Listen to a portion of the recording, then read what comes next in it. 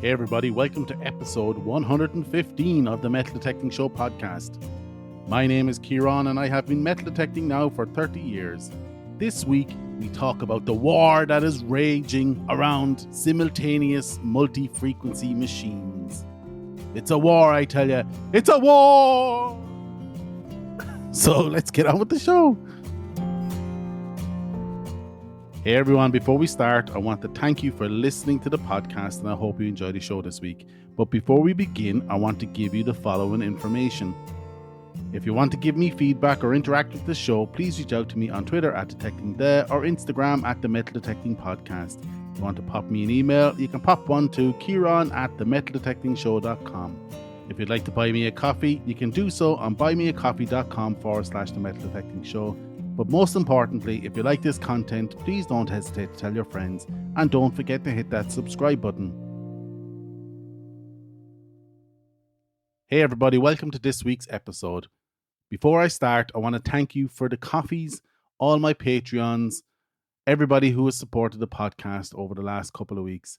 T-shirts have gone out to the Patreons and to the Buy Me a Coffee subscribers. So check your inbox. I'm still looking for a couple of sizes there, so reach out to me. Let me know how big you are. I just want to call out one specific listener. I won't call out his name. However, he did send me a fabulous picture of a camper van festooned with the Metal Detecting Show logo and the Martin family trip around Europe. Wonderful picture. I really love it. I'm going to print it and it's going to be pride of place on my detecting wall. So watch out for Instagram just to see when that goes up. I got out this week, I suppose. Nothing major. The normal cover the coffee situation. Did some fine sorting. I was amazed how much rubbish had gathered inside my fines bucket. So there was quite the bag of rubbish went out to the bin. However, there was enough lead to produce some dive weights, which I'm quite happy about. So yeah, that's another project I'll be working on in the future. So this week we're going to talk about frequency and the journey to simultaneous multi-frequency and the war that ensues over the difference between simultaneous multi-frequency and multi-IQ. Why am I talking about this? Well, I did have a chat with Dave on Instagram, one of the many followers of the show. We were questioning whether the Garrett Ace Apex was simultaneous multi-frequency. Through that discussion, I decided to refresh myself on the information that is out there around multi-frequency and figure out what the facts are around multi-frequency. And then I just happened to watch a movie called The Current War on Netflix, which essentially the whole movie was around how Thomas Edison controlled the whole narrative around AC and DC electricity. I asked myself, is the same thing happening with Minelab and multi-frequency or frequency? So let's get into it. So frequency is the number of repeated events per unit of time. It's measured in hertz. So 1 hertz is 1 event per unit of time or second, or 1 event per second. So frequency is the inverse of the time interval between repeated events. And mathematically, it's F frequency equals the inverse of the time period, so 1 over T. But let's look at frequency in relation to metal detecting, starting at VLF. I'm not going to start at BFO, which is beat frequency oscillation, and more or less obsolete right now. Or am I going to talk about pi or PI, pulse induction, especially as it falls into the VLF frequency range. So VLF pretty much stands for very low frequency. Normally, it's in the 3 to 30 kilohertz range, with different brands focusing on different specific frequencies. So to be clear, a VLF machine broadcasts one single frequency. That's why specific detectors get known for being good at finding specific targets. For example, detectors that operate in the area of about 7 kilohertz will be good at finding silver. That's why you still hear comments like, my white is still producing for me and I'm not going to change it. And that's because you've learned what the detector is good at and you adjust your hunting habits to match what your detector is good at. If you have a detector that's great at finding silver, you're naturally going to change your hunting style to match that hunt for silver. So VLF, very low frequency, was the standard for years till multi-frequency machines hit the market. Now, don't get bamboozled by the marketing hype. Many companies have tried the brand multi-frequency, such as Minelab with BBS or broadband spectrum, which is multi-frequency but processes 3 frequencies at a time with inbuilt coil boosters, etc. Now, there is other proprietary technology that goes on. That is the differentiator between certain brands, I would have to say. But at the core, BBS is a multi-frequency machine. And then you have FBS, full broadband spectrum machines, which is multi-frequency again, but processes 28 frequencies per sweep. And then, of course, you get on to FBS2, which is in the CTX, which is essentially an advancement on FBS through coil tuning and communications between the coil and the main unit. The main point being, they are all just multi-frequency machines, wrapped up in marketing spin. Now, I'm not saying there's not advancements made at each step. However, if you put a lipstick on a pig, it's still a pig. So remember, it's all multi-frequency. Till Minelab came out with multi-IQ, which we'll get into in a second. But first, I want to call out something else. I've noticed in researching this tech over the years that the only manufacturer that is effectively sharing information on how their detectors work is Minelab. And this lets them own the narrative, like Edison, on metal detecting technology. I've even found myself saying, oh, that such and such detector uses BBS or FBS, even if it's not a Minelab machine. These terms have become the verbiage when we talk about frequency tech of our detectors. That's like calling store brand cola Coca-Cola. It's all multi-frequency. All the difference is the number of frequencies pumped into the ground and how it is processed, which is still a huge differentiator. But it's still multi-frequency or simultaneous multi-frequency, because these multi-frequency machines are simultaneously pumping these waveforms into the ground. This word simultaneous is proven problematic for other multi-frequency machines that are trying to differentiate from the Equinox. Nocta have built their marketing of the Legend on a true simultaneous multi-frequency machine. However, that actually doesn't give any indication to a difference in technology. Deus are doing the same. Garrett are trying to do the same. Anyways, they're still multi-frequency machines or simultaneous multi-frequency machines at its simplest. So in its simplest form, right, multi-frequency machines analyze multiple signals through multiplexing, and then these signals are compared to a digital reference, or called VREF, and a DAC. This results in a higher resolution of target signals that the onboard processor can identify. This allows ground signals to be separated from the target signals. This point is very important when we chat about multi-IQ. So let's get on with multi-IQ, another brand of technology from Minelab. Let's see if it's any different. Multi-IQ stands for multi-frequency in, that's where the I comes from, I in, phase, and quadrative Q, synchronized demodulation.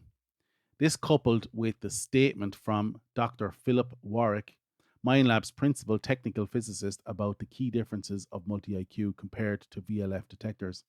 So I'll read the statement here. With the multi-IQ engine, the receiver is both phase-locked and amplitude normalized to the transmitted magnetic field, rather than the electrical voltage driving the transmitted field. This field can be altered by the mineralization in the soil in both phase and amplitude. So if the receiver was only phase-locked to the driving voltage, this would result in inaccurate target IDs and a higher audible noise level. Locking the receiver to the actual transmitted field across all frequencies simultaneously by measuring the current through the coil solves these issues, creating a very sensitive and stable detector. This is very impressive. The sheer accuracy required to measure these small variations is amazing. You're talking about nanoscale, but more from the doctor. For each frequency the detector transmits and receives, there are only two signals which can be extracted, which we refer to as I and Q. The Q signal is more sensitive to targets, while the I signal is most sensitive to iron content. Traditional single frequency metal detectors use the Q signal to detect targets and then use the ratio of the I and Q signals to assess the characteristics of the target and assign a target ID. The problem with this approach is that the I signal is sensitive to the iron content of the soil. The target ID is always perturbed by the response from the soil, and as the signal from the target gets weaker, this perturbation becomes substantial. With some simplification here for brevity, if a detector transmits and receives more than one frequency, it can ignore the soil-sensitive I signals and instead look at the multiple Q signals it receives in order to determine target ID. That way, even for weak targets or highly mineralized soil, the target ID is far less perturbed by the response from the soil. This leads to very precise target IDs both in mineralized soils and for targets at depth. So when asked around how many frequencies, because in the past they very clearly indicated 3 for BBS and 28 for FBS, Minelab couldn't be nailed on the number, and to say that the minimum number of frequencies required to get the job done is more important, and it's more about how the frequencies that are used are combined and processed is now more important. Hence, multi-IQ is not a derivative or the evolution of BBS or FBS. It is a different method of a simultaneous multi-frequency metal detector. So the Legend, Deus 2, the Apex are all simultaneous multi-frequency machines. But are they using a different way of doing it, like Minelab? Or is it an enhancement of the standard simultaneous multi-frequency machine? And even though these are all great machines, and in some regards better than Minelab's offering, till they show their homework, Minelab will continue to own the narrative on frequency tech.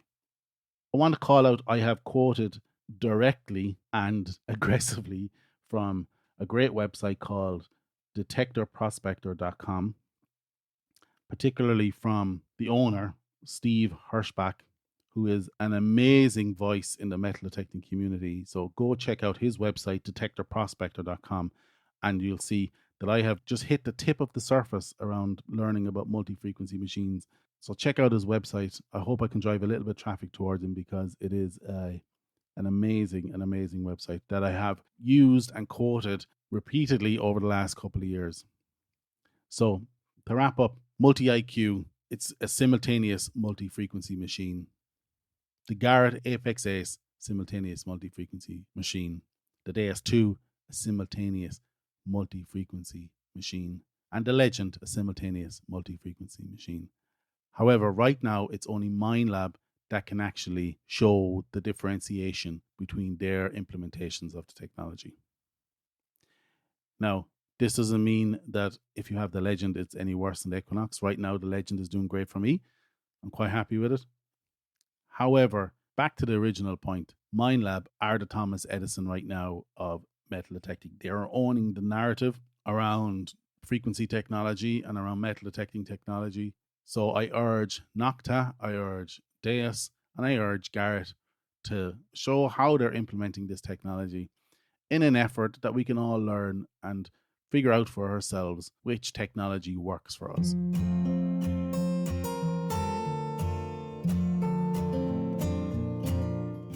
And that's it for this week, guys. I hope you like this episode of the Metal Detecting Show podcast. Check out the website, www.themetaldetectingshow.com, for this episode's show notes. Check out our Patreon page if you want to help the podcast stay alive or just want to buy me a coffee, which you can do so at buymeacoffee.com/metal detecting. Also, if you'd like to leave me a voicemail, you can still do so on speakpipe.com/the metal detecting show. The link will be in the show notes. If you feel like taking your appreciation to the next level, feel free to leave me a positive review on any podcast directory of your choice. If you like this content and would like more, please don't hesitate to tell your friends, and don't forget to hit that subscribe button. Once again, I hope you enjoyed this episode, and we will chat to you all again next week. Get out there, eyes down, good luck, and happy hunting.